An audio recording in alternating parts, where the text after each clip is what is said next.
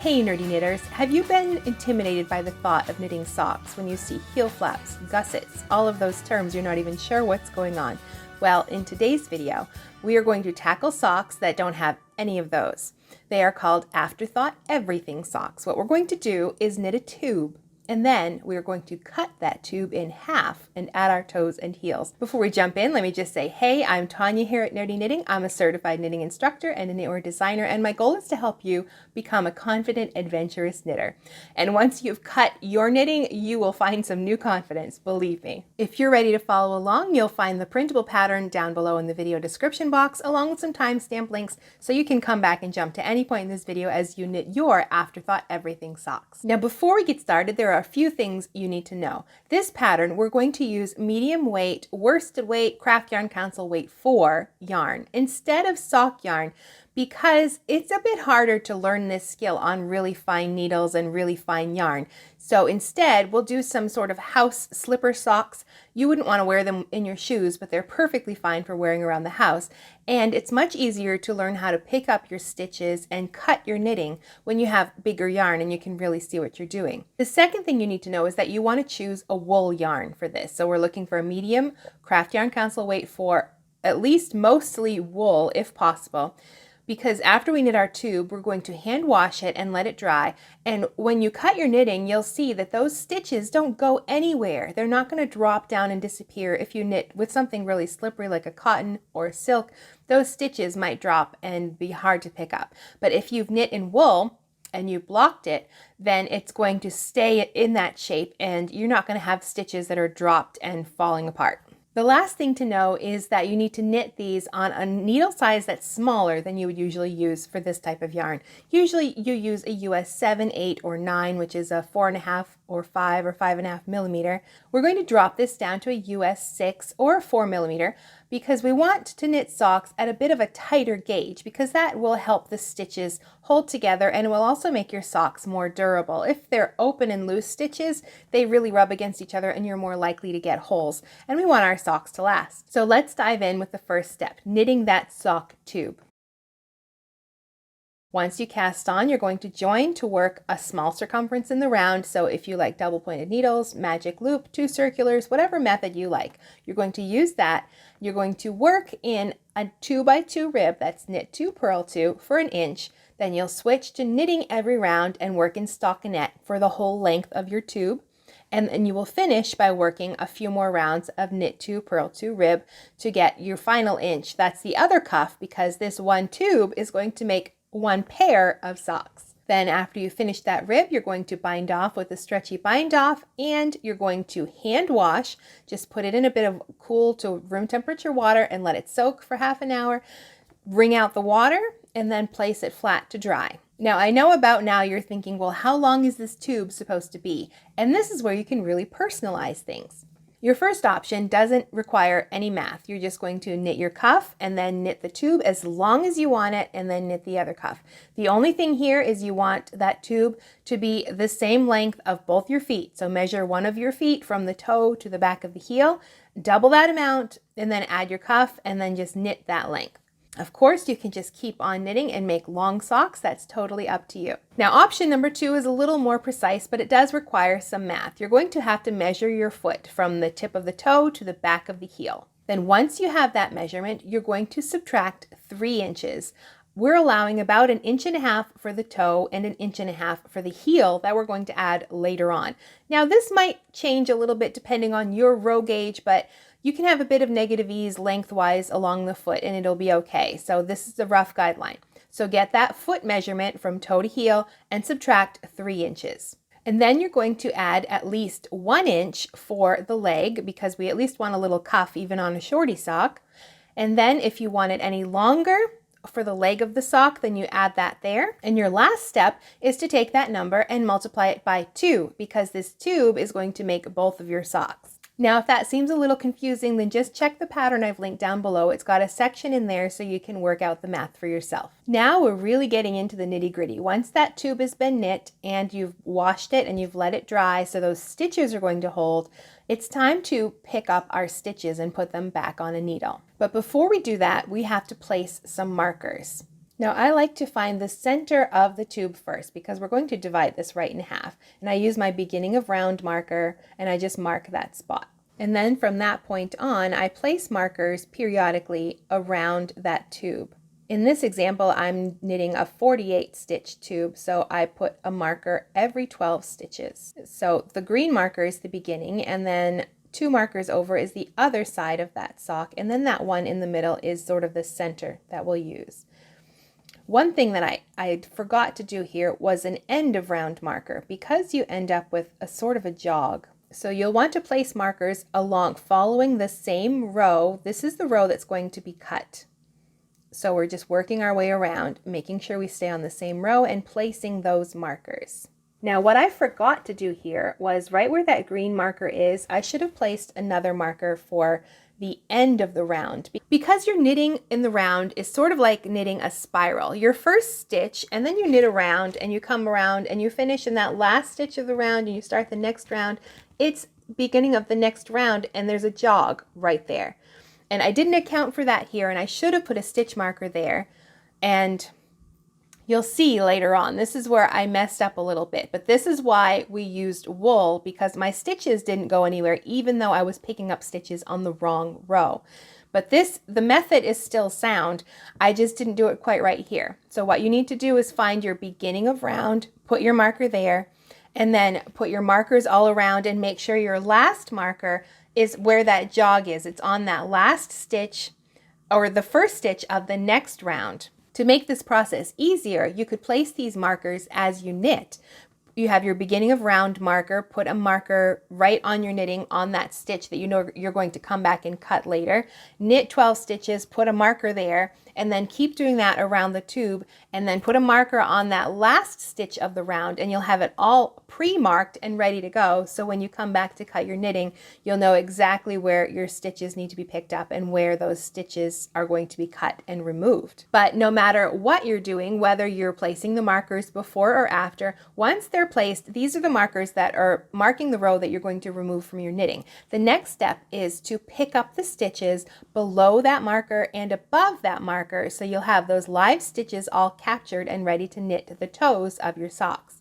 And that's what you'll see right here. In this part, I prefer to do it with a tapestry needle and some sock yarn because I just find it easier to pick up.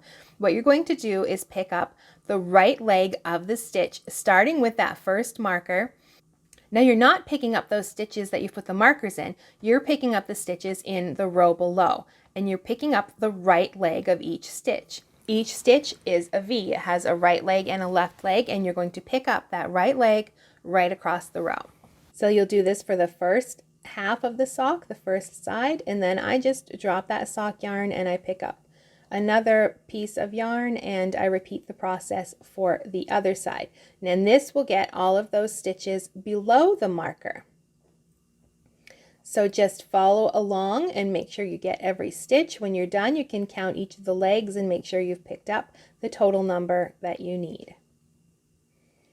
And then you'll repeat this process for the row above the row that you've marked. This is for the other sock. We want live stitches for both socks. So look for that row that you've marked, that first stitch, and you're going to pick up the right legs of the stitches above that row. And in this example, I'm using a circular knitting needle to pick up, and you can see the difference. I find it a little more difficult with a knitting needle. I just think it's easier with a tapestry needle.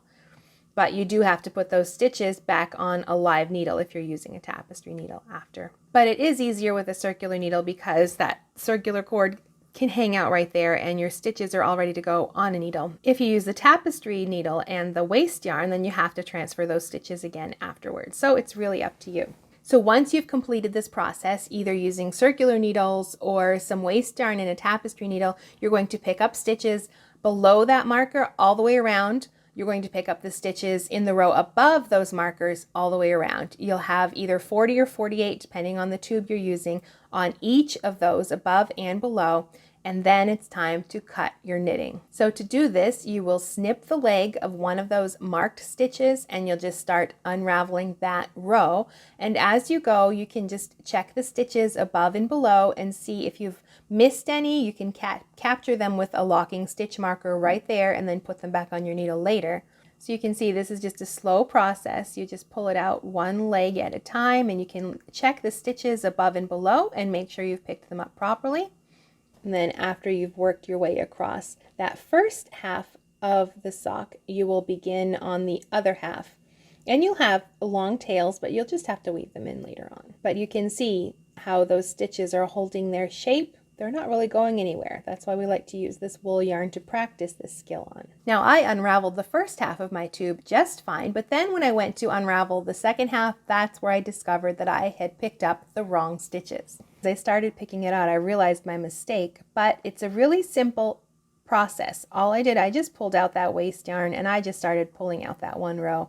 And you can see those stitches, they're not going anywhere. They're staying right in place. So this is a good time to practice picking up live stitches, even if you mess up. Now, once you've cut that tube in half, you'll have 2 sock tubes ready to go, and they should each have live stitches either on waste yarn or on circular knitting needles. You can transfer them to any needles that you like at this point, making sure that right leg stays in the front. The next step of the process is to tackle the toes of the sock, and I'm going to demonstrate the first toe using double pointed needles, and then later on we're going to do the heel. I'm going to demonstrate that with magic loop. And the really interesting thing here is the heels and the toes are worked exactly the same. So once you've knit one, the other 3 are super simple to do. So the first thing you'll want to do is make sure your stitches are on the needles, whatever needles you want to knit on. Get them off the waste yarn onto your double pointed needles, your magic loop, whatever method you want to use. Your first step is to get those stitches on those needles. Place a marker for the beginning of the round, which will be one side of your toe. We're going to do something called a flat toe today. It has decreases worked at both edges to create the toe shape. You'll place that marker and you're going to knit one round either in the same color yarn or in a contrasting yarn. Now, as you can see right here, I'm knitting across that toe, and this is a good time to make sure you've picked up all the stitches properly, that they're sitting on the needle properly. If they happen to be twisted, you can move them and re-knit them in the proper way so you have untwisted open stitches. Now, once you've worked that first round and you've made sure all your stitches are picked up properly, you haven't dropped anything, everything's situated on your needles the way you want, you're back at the beginning of your round. We're going to divide our toe stitches into 2, the top half of the toe and the bottom half of the toe. So no matter what needles you're using, if you're using double points or magic loop or anything like that, you just have to know which part of the toe you're working on. And the beginning of the round, we're working across the first half of the toe.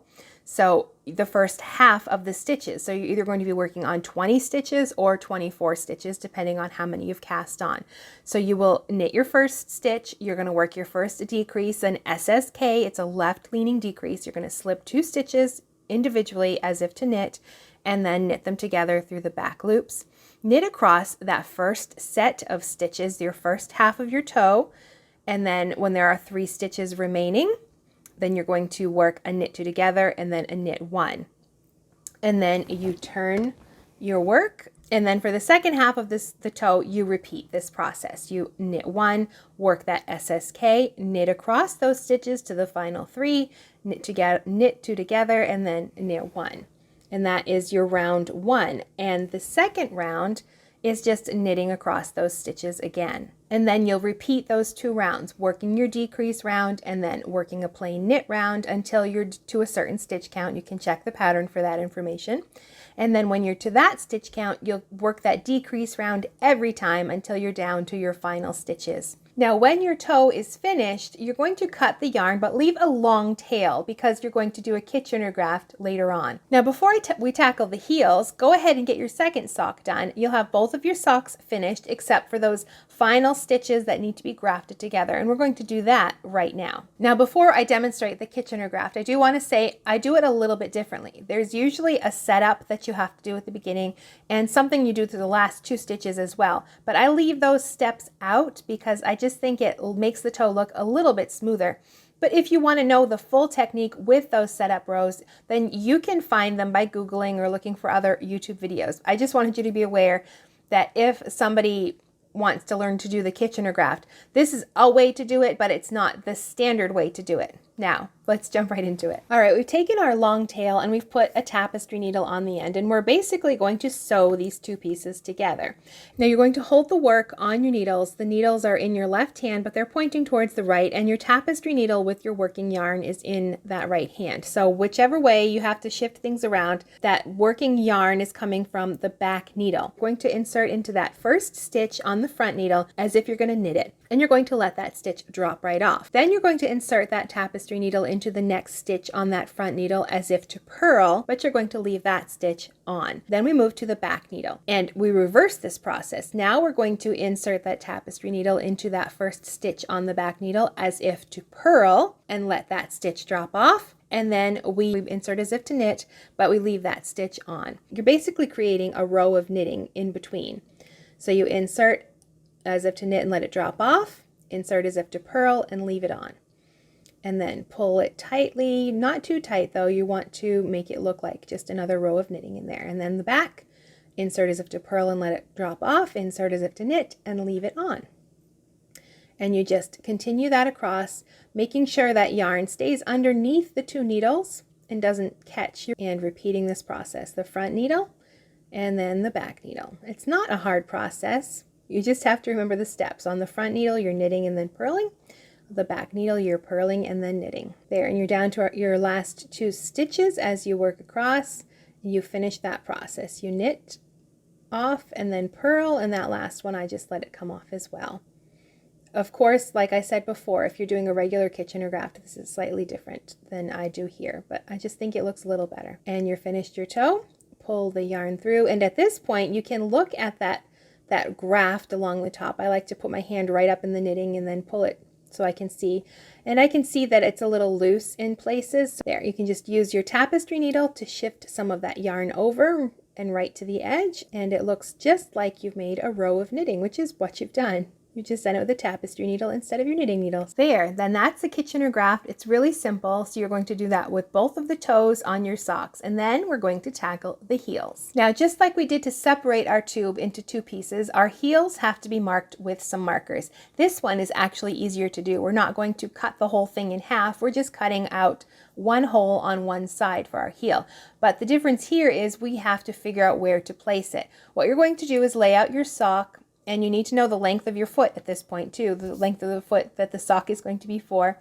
You're going to measure from the toe to the point that is 1.5 inches less than the desired length of the sock. So if your sock has to be 9 inches, then you're going to go to the 7.5 inch mark and place your markers there. And that will give us room for the heel that we're going to add. So once you've measured, you put a marker so you know the row that you're going to remove to place your heel. The next step is to place your markers for the actual cutting. You're going to use the edge of your toe as your guide, because the edges of our toes and our heels, we want them to be in the same place. So if you still have your marker in where you have your beginning of round, you can just move down and find that same row, that same column of stitches for the heel, and put a marker just to the side of that. You'll do that for the other side as well. Look at the other edge of the toe and then find the stitches where you decreased and follow that column of stitches down. Put the marker there, and in between those you should have 20 stitches if you're making the small size, or 24 stitches between those markers if you're making the large size. We're going to place a marker right in the middle too. Just pick a stitch that's about the central location in that row of stitches. That's the stitch we're going to cut, but we're going to remove the yarn to each of those markers, but not where those markers are. That's where we're going to finish removing our yarn. And then once I have those markers placed, I'm going to use my tapestry needle and my waste yarn just like I did for the toes, and separating into the two tubes, I'm going to pick up the right legs of the stitches. But instead of going all around the tube, it's just to the stitches between those two markers. And then at this point, I can also count and make sure I've picked up my 24 stitches. Or if you're making the size small, it would be 20 stitches. And then, like before, we'll repeat this process on the row above the markers, picking up the right legs of the stitches, making sure that I have all of them. So you have that marked row in the center, and then you have your waste yarn or your knitting needle, your circular needle if you're using that, picking up the stitches above and below, in the rows above and below those markers. And then once it's picked up, this is actually an easier one to cut than separating the tube, I believe. You're just going to use that central marker to lift the leg of the stitch and give it a little snip, and then unravel that section, and you will have a hole for your heel.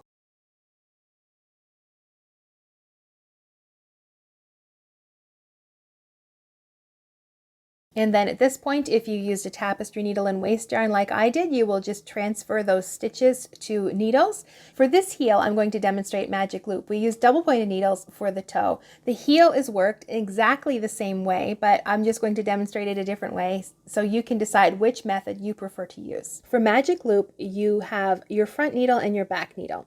Your work is attached to that back needle, and you pull it through and you let those stitches on the back just sit on their cord, and you are working the stitches on the front needle. Oh, my first stitch was mounted incorrectly, so I had to knit through the back leg. But then I'm just going to use my contrasting color and knit across that row, and just like the toe, I'm going to check my stitches, make sure I haven't dropped a stitch, make sure I have all 20 stitches on this half of the heel. It's worked just like the toe. We're going to divide it in half. And for magic loop, that's actually easier. We have one half on one needle and the other half on the other. On double points, you have to divide one of those halves of toes into two. And then when we get to the end of the round, we have to turn our work. And this is where people can get a little confused when they are working magic loop. But all you do is drop what you're doing, turn it around, so the work that you've completed is in the back. The working yarn's in the back, and you're going to bring that needle up into the stitches on the front, and you're going to pull out the back needle so the stitches on the back are sitting on their cord. And I like to pinch the cord and that first stitch together, and that keeps you from getting too much of a ladder at that point. And then you're just going to knit across these stitches as well. And after you've finished knitting across, you'll turn your work and you'll start your first decrease round. So we can start doing our heel decreases just like we did for the toe. So we finish that row, we turn our work, and we slide the stitches that we have to work up onto their needle, and we pull out that back needle. That's where the working yarn is attached to the needle in the back. We can tuck in those ends if they're in the way, and then we start working our heel just like we did our toe. We knit the first stitch, we work an SSK, we work across those stitches to the last 3 stitches, and work a knit 2 together and a knit 1. And then we repeat that for the other half of the heel. And then we continue the process. We work a knit round, and then a decrease round, and then a knit round until we are to our specified number of stitches, and then we work just decrease rounds until we're down to just the few stitches we have remaining.